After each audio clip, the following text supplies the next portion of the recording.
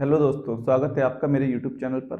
दोस्तों, आज का जो हमारा टॉपिक है वह है भारत की प्राकृतिक वनस्पति। तो सबसे पहले समझते हैं वनस्पति किसे कहते हैं। दोस्तों, पौधों के समूह को वनस्पति कहते हैं और जब यह वनस्पति बिना किसी मानवीय सहायता के जंगली अवस्था में उगती है तो यह कहलाती है प्राकृतिक वनस्पति। दोस्तों, भौगोलिक तत्व जैसे वर्षा, तापमान, आर्द्रता, मिट्टी और ऊंचाई, इनके आधार पर भारत में कई प्रकार के प्राकृतिक वनस्पतियां पाई जाती हैं। तो चलिए देखते हैं कौन कौन सी वनस्पतियां भारत में पाई जाती हैं। दोस्तों, पहले समझ लेते हैं मुख्यतः कौन कौन सी वनस्पति होती है। पर्वतीय क्षेत्रों पर पर्वतीय वनस्पति। दूसरा है उष्णकटिबंधीय पतझड़ या पर्णपाती वन। ज्वारीय या मैंग्रोव या डेल्टाई वनस्पति। उष्णकटिबंधीय सदाबहार वन। और इसे कहते हैं उष्णकटिबंधीय शुष्क पर्णपाती वन। तो सबसे पहले शुरू करते हैं, देखते हैं पर्वतीय वन कौन से होते हैं। तो दोस्तों, जो पर्वतीय वन है यह कश्मीर से लेकर असम और अरुणाचल प्रदेश तक विस्तृत है, यहाँ तक फैले हुए हैं। दोस्तों, जो पर्वतीय वन होते हैं वो वर्षा का अनुसरण नहीं करते बल्कि यह ढाल का अनुसरण करते हैं। यदि हम देखें 1500 मीटर की ऊंचाई तक हमें सदाबहार पतझड़ वाले वन मिलते हैं। 1500 से 2500 मीटर की हाइट तक हमको शीतोष्ण चौड़ी पत्ती वाले वन मिलते हैं और इन वनों में ओक, बर्च, मैपिल और देवदार के वृक्ष पाए जाते हैं। दोस्तों, जो देवदार के वृक्ष होते हैं वह भारत में सर्वाधिक ऊंचाई पर पाया जाने वाला वृक्ष है। एग्जाम में क्वेश्चन पूछे जाते हैं। 2500 से 4500 मीटर की हाइट पर हमको मिलते हैं कोणधारी वन। इसमें चीड़, स्प्रूस, सनोबर और ब्लू पाइन इस प्रकार के वन होते हैं। ठीक दोस्तों, 4800 मीटर से ऊंचाई हाइट पर हमको 4800 मीटर तक हमको मिलती है टुंड्रा वनस्पति। टुंड्रा वनस्पति में काई है, घास है, लिंचेन है। एग्जाम में पूछा जाता है कि निम्न में से कौन सी टुंड्रा वनस्पति है। तो तीन है इसमें, काई, घास और लिंचेन। 4800 मीटर से ऊपर दोस्तों हमें कोई वनस्पति नहीं मिलती है। 4800 मीटर से ऊपर केवल बर्फ पाई जाती है, वनस्पति नहीं पाई जाती। तो दोस्तों, ये थे हमारे पर्वतीय वन। इसके बाद हम देखते हैं उष्ण कटिबंधीय पतझड़ या पर्णपाती वन। ये क्या होते हैं। दोस्तों, ये वो वन होते हैं जहां पर वार्षिक वर्षा लगभग 100 से 200 सेंटीमीटर चाहिए होती है। इसकी अगर हम क्षेत्रों की बात करें तो पूर्वी घाट का मैदानी भाग आता है, प्रायद्वीपीय भाग का उत्तर पश्चिमी क्षेत्र आता है, भावर और तराई के क्षेत्र आते हैं इसमें। ठीक। और इसमें अगर हम वृक्ष की बात करें तो कौन कौन से वृक्ष होते हैं। सकुआ, शीशम, आम, महुआ, बांस, खैर। दोस्तों, खैर की लकड़ी से हमको कत्था प्राप्त होता है। ठीक है, ये लिख लेना, खैर की लकड़ी से हमको कत्था प्राप्त होता है। ठीक है, जो पान में लगाया जाता है। और त्रिफला, चंदन, सागौन। सागौन सबसे अधिक जो है वो मध्य प्रदेश में पाया जाता है। लगभग 50% जो सागौन है वो मध्य प्रदेश से हमको प्राप्त होता है। तो ये वन है हमारे उष्णकटिबंधीय पतझड़ या पर्णपाती वन कहलाते हैं। नेक्स्ट देखते हैं दोस्तों, उष्णकटिबंधीय शुष्क पर्णपाती वन। इनकी खासियत क्या होती है। इनके लिए जो वार्षिक वर्षा चाहिए वो 50 सेंटीमीटर से कम होनी चाहिए। कम होती है, चाहिए नहीं दोस्तों, ये होती है कम इस क्षेत्र में। यहाँ वृक्ष छोटी छोटी झाड़ियों के रूप में होते हैं। चूंकि यहाँ वाष्पोत्सर्जन की क्रिया कम होती है तो पत्तियां अपने आप को बचाने के लिए कांटों का रूप ले लेती हैं। तो दोस्तों, इस क्षेत्र में जो वनस्पति होती है मुख्यतः कांट वाली होती है। ठीक है दोस्तों, ये क्षेत्र कौन से हैं? तो ये क्षेत्र है राजस्थान और गुजरात वाले क्षेत्र। इसके अलावा इसमें किस प्रकार के वनस्पति वृक्ष होते हैं। तो दोस्तों, नागफनी, बबूल, खैर, बरगद, खेजड़ी। खेजड़ी को दोस्तों मरुस्थल का राजा कहा जाता है क्योंकि ये रेतीले क्षेत्र में भी हो जाता है। ठीक है, इसलिए इसको मरुस्थल का राजा कहते हैं। तो ये इस प्रकार के वृक्ष आपको कहाँ मिलते हैं, उष्णकटिबंधीय शुष्क पर्णपाती वनों में। अगली वनस्पति देखते हैं, उष्णकटिबंधीय सदाबहार वन। देखो दोस्तों, ये इस क्षेत्र में विस्तृत है। ये हमारे पश्चिमी घाट वाला इलाका है और ये मेघालय शिलोंग का पठार वाला इलाका है। ठीक है, तो यहाँ पर ये क्या है, फैले हुए हैं। इसके लिए जो वार्षिक वर्षा चाहिए वो 200 सेंटीमीटर से अधिक होनी चाहिए। वार्षिक तापमान 24 डिग्री सेल्सियस से अधिक होना चाहिए। इसके जो प्रमुख क्षेत्र हैं वो हैं केरल, कर्नाटक, शिलोंग का पठार, अंडमान निकोबार और लक्षद्वीप समूह। दोस्तों, यहाँ की जो प्रमुख वन है वो है सिनकोना, महोगनी, बांस, रोजवुड। दोस्तों बांस को हरा सोना भी कहा जाता है, याद रखना, इसे हरा सोना कहते हैं। रोजवुड, फर्न, आबनूस, बेंत और रबड़, इस प्रकार के वनस्पति या वन हमको उष्णकटिबंधीय सदाबहार वनों में देखने को मिलते हैं। दोस्तों अगला देखते हैं, ज्वारीय या मैंग्रोव या डेल्टाई वन। ठीक दोस्तों, इन्हें वेलांचल या अनुपवन भी कहते हैं। यह स्वच्छ जल और सागरी जल वाले भागों में होते हैं। यहाँ पर बड़े बड़े पेड़ वृक्ष पाए जाते हैं दोस्तों, ठीक है, इसलिए इन्हें सदाबहार वन भी कहते हैं। इन पेड़ों की जड़ें नमकीन जल में डूबी रहती हैं। दोस्तों ये बड़े साफ सुथरे एरिया में होते हैं। गंगा, गोदावरी, कृष्णा के निम्न डेल्टाई भाग इसके प्रमुख क्षेत्र हैं। ठीक, अगर हम बात करें इसकी वन की, किस प्रकार के वन होते हैं, तो मैंग्रोव वन होते हैं, सुंदरी वन होता है, ठीक है दोस्तों, कैजुरीना होता है, केवड़ा होता है आदि, इस प्रकार की वनस्पति यहाँ पर होती है। दोस्तों अब हम देखते हैं यहाँ पर जो एक हमने बताया था चीड़ के वृक्ष जो पर्वतीय क्षेत्रों में पाए जाते हैं। दोस्तों हमने बताया था ये चीड़, तो चीड़ की एक खासियत लिख लेना कि चीड़ के जो वृक्ष होते हैं इनसे हमको लीसा प्राप्त होता है। चीड़ से क्या प्राप्त होता है, लीसा प्राप्त होता है, और इस लीसा से टारपीन का तेल बनता है। टारपीन का तेल और अन्य कॉस्मेटिक पदार्थ भी इस लीसा से तैयार होता है। दोस्तों एक पेड़ हमको और वृक्ष पढ़ना है, इसका नाम है पलाश, बहुत इंपॉर्टेंट वृक्ष है पलाश का वृक्ष, ठीक है दोस्तों। इसका जो वैज्ञानिक नाम है वो है ब्यूटिया मोनोस्पर्मा, ब्यूटिया मोनोस्पर्मा, और इस वृक्ष को जंगल की आग भी कहा जाता है। याद रखना दोस्तों, इसे क्या कहते हैं, जंगल की आग। क्यों कहा जाता है जंगल की आग, क्योंकि इसकी जो फूल होते हैं जंगल की आग वो रेड कलर के होते हैं और बहुत आकर्षक होते हैं, जिस कारण इसे जंगल की आग भी कहा जाता है। यह यूपी का राष्ट्रीय पुष्प है, लिख लेना, यूपी का राष्ट्रीय पुष्प भी क्या है, पलाश है, जिसे टेसु भी कहते हैं, ठीक है, टेसु भी इसी को कहा जाता है।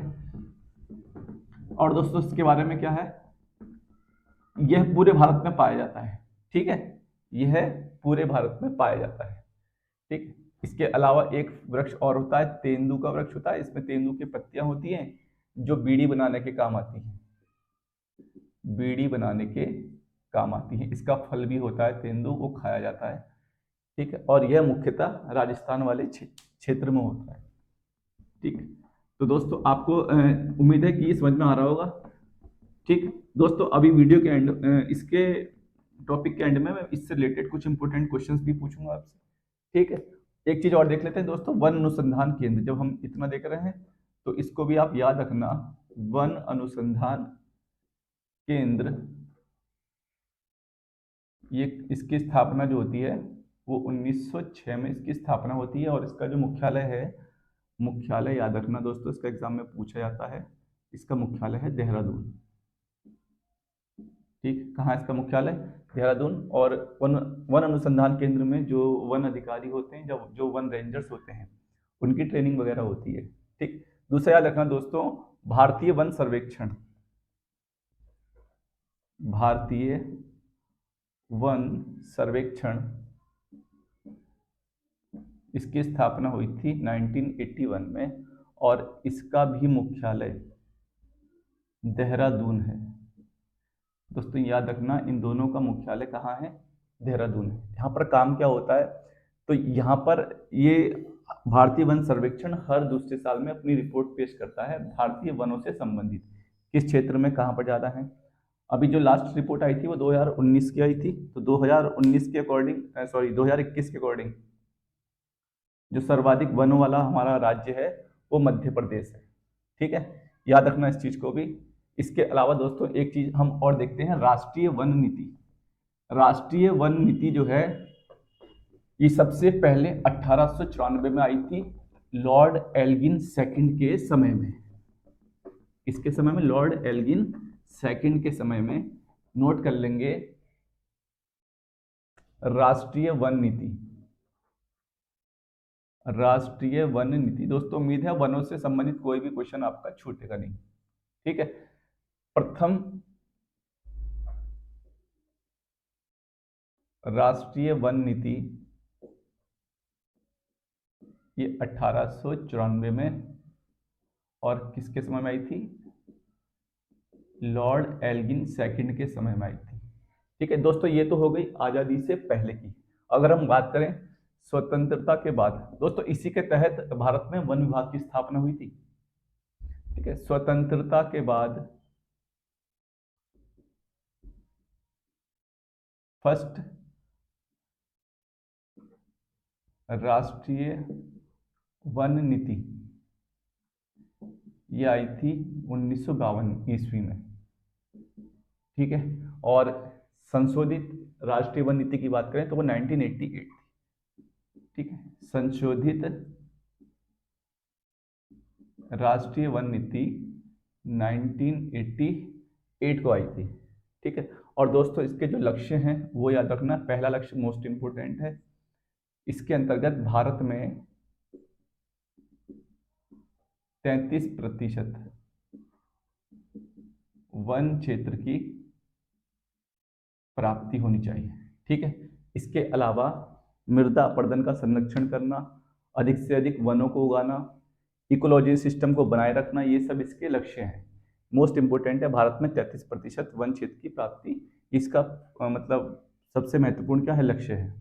तो दोस्तों याद रखना, सबसे पहली वन नीति आज़ादी के बाद 1952 ईस्वी में, संशोधित राष्ट्रीय वन नीति 1988 में, और लक्ष्य कब क्या है इसका? 33% वन क्षेत्र की प्राप्ति। ये क्वेश्चन एग्जाम में पूछे जाते हैं, इंपोर्टेंट है, इस पर स्टार बना लेना। ठीक है, तो दोस्तों उम्मीद है आपको समझ में आया होगा। वीडियो से रिलेटेड जो टेस्ट है दोस्तों वो जरूर देखिएगा, ताकि आपको पता चले कि इससे कैसे क्वेश्चन एग्जाम में पूछे जाते हैं। धन्यवाद। हेलो फ्रेंड्स, देखते हैं वीडियो से रिलेटेड कुछ इंपॉर्टेंट क्वेश्चंस है। तो चलिए शुरू करते हैं। हमारा पहला प्रश्न है, राष्ट्रीय वन नीति के अनुसार पर्यावरण की दृष्टि से देश के कम से कम कितने प्रतिशत क्षेत्र पर वनों का आवरण आवश्यक है? तो दोस्तों ये मैंने वीडियो में बताया था आपको कि यह आवश्यक है कम से कम 33% क्षेत्र पर। ठीक है, इसका सही उत्तर हो जाएगा ऑप्शन सी।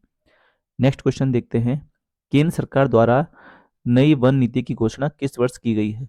तो दोस्तों नई वन नीति की घोषणा की गई थी 1988 ईस्वी में। सही उत्तर हो जाएगा ऑप्शन सी।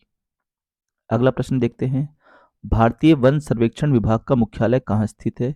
तो दोस्तों यह स्थित है Dehradun. Option B is the correct answer. अगला प्रश्न है, भारत में वन अनुसंधान संस्थान कहाँ स्थित है?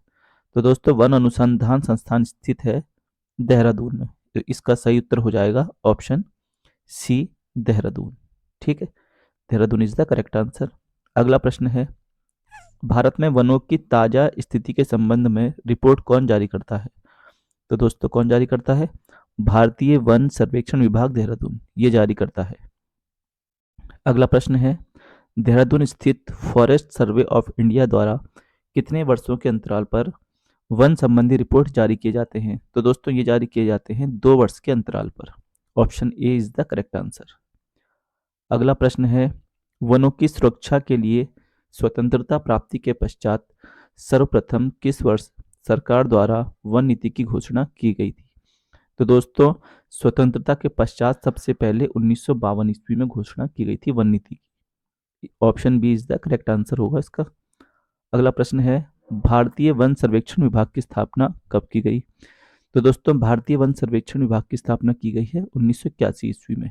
Option A is the correct answer. अगला प्रश्न है, भारत में मैंग्रोव वनस्पति मुख्यतः पाई जाती है? तो दोस्तों मैंग्रोव वनस्पति जो पाई जाती है वो है Sundarban. B is the correct answer. ठीक, अगला प्रश्न देखते हैं, देश के सर्वाधिक क्षेत्रफल पर किस प्रकार के वन पाए जाते हैं? तो दोस्तों सर्वाधिक क्षेत्रफल पर उष्ण आर्द्र पतझड़ वन पाए जाते हैं। ठीक है, इसका डी आंसर करेक्ट होगा। अगला प्रश्न देखते हैं, देश के उन भागों में जहां औसत वर्षा 200 सेंटीमीटर से अधिक तथा वार्षिक औसत तापमान 24 डिग्री सेल्सियस के आसपास, वर्ष भर आर्द्रता 70% तक रहती है, किस प्रकार के वन पाए जाते हैं? तो दोस्तों ये जो वन पाए जाते हैं ये पाए जाते हैं उष्ण आर्द्र सदाबहार वन। Option B is the correct answer. इन्हें सदापर्णी या सदाहरित भी बोलते हैं। सदाहरित भी इन्हीं को बोलते हैं और सदापर्णी भी इन्हीं को कहा जाता है। अगला प्रश्न देखते हैं, देश के 100 से 200 सेंटीमीटर औसत वार्षिक वर्षा वाले भागों में किस प्रकार की वनस्पति पाई जाती है? तो दोस्तों बताया था मैंने, इस प्रकार की जो वन होते हैं वो होते हैं उष्ण आर्द्र पतझड़ वन। ठीक, B is the correct answer. इन्हें पर्णपाती भी बोलते हैं। पर्णपाती का मतलब होता है पेड़ों से अपनी पत्तियां गिरा देते हैं। ठीक, अगला प्रश्न है, 50 सेंटीमीटर से कम औसत वार्षिक वर्षा वाले क्षेत्रों में सामान्यतः किस प्रकार के वन पाए जाते हैं? तो दोस्तों 50 सेंटीमीटर से जो कम होते हैं उनमें हमारे मरुस्थलीय वन या पतझड़ वाले वन पाए जाते हैं। उष्ण कटिबंधीय शुष्क पर्णपाती वन भी इनको बोलते हैं। तो D is the correct answer. अगला प्रश्न देखते हैं, भारत में मैंग्रोव वनस्पति का सर्वाधिक विस्तार किस राज्य में पाया जाता है?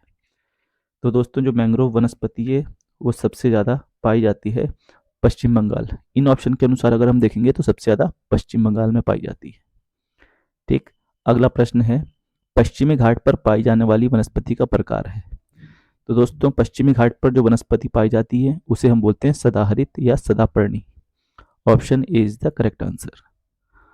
अगला प्रश्न है, भारत के किस भाग में उष्ण कटिबंधीय सदाबहार वन नहीं पाए जाते हैं? दोस्तों इसमें पूछ रहा है कि नहीं पाए जाते हैं। ठीक है, तो देखते हैं ऑप्शन के हिसाब से, पूर्वी घाट पर, अंडमान और निकोबार, ठीक है, उत्तर पूर्वी क्षेत्र या पश्चिमी घाट। तो उष्ण कटिबंधीय सदाबहार वन कहाँ पाए जाते हैं? पश्चिमी घाट पर पाए जाते हैं। ठीक है, और कहाँ पर नहीं पाए जाते? तो पूर्वी घाट इसका सही उत्तर हो जाएगा। Option A is the correct answer. ठीक, अगला प्रश्न देखते हैं, पेड़ों की प्रसिद्ध प्रजाति सुंदरी कहाँ पाई जाती है? तो दोस्तों यह पाई जाती है मैंग्रोव वनस्पति पे। ठीक है, मैंग्रोव वन पे। तो ये थे दोस्तों वीडियो से रिलेटेड कुछ इंपॉर्टेंट क्वेश्चंस। उम्मीद है आपको पसंद आए होंगे। धन्यवाद।